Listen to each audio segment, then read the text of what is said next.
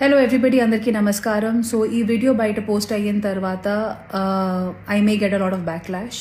కానీ ఈ వీడియో వచ్చి ఎలాంటి పొలిటికల్ థాట్ ప్రాసెస్ కానీ మన ఏపీ తెలంగాణలో కానీ మన కంట్రీలో జరుగుతున్న డెవలప్మెంట్కి విరుద్ధంగా కానీ నేను పోస్ట్ చేయట్లేదు.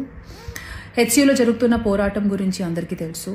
అండ్ అందరూ సోషల్ మీడియాలో ఆల్ ఐజ్ ఆన్ హెచ్సియూ అనే పోస్టులు కూడా పెడుతున్నారు. డెఫినెట్గా నేను ఇప్పుడు కంఫర్టబుల్గా నా అపార్ట్మెంట్ నుంచి కూర్చొని వీడియో చేసి పోస్ట్ చేస్తున్నాను. కానీ నాకు కూడా తెలుసు ఈ అపార్ట్మెంట్ కట్టేటప్పుడు ఎన్ని ట్రీస్ కానీ ఎన్ని యానిమల్స్ని కానీ చంపడం జరుగుంటుంది, లేకపోతే ఎన్ని ట్రీస్ కట్ చేయడం జరుగుంటుంది. So it is very easy for me to sit and make this video and talk about what is right and what is wrong.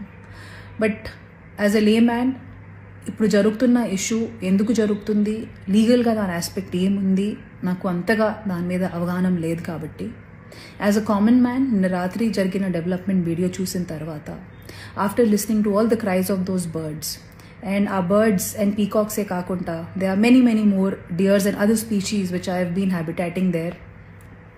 Maybe this is our chance to redeem hour selves.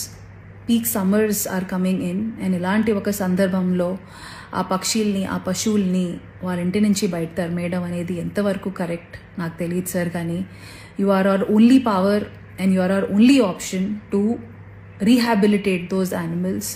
So please ఆ పక్షుల్ని కూడా దృష్టిలో పెట్టుకొని ఒక positive అప్రోచ్తో మీరు మీ next decisions తీసుకుంటారు అనేది మనస్ఫూర్తిగా కోరుకుంటున్నాము.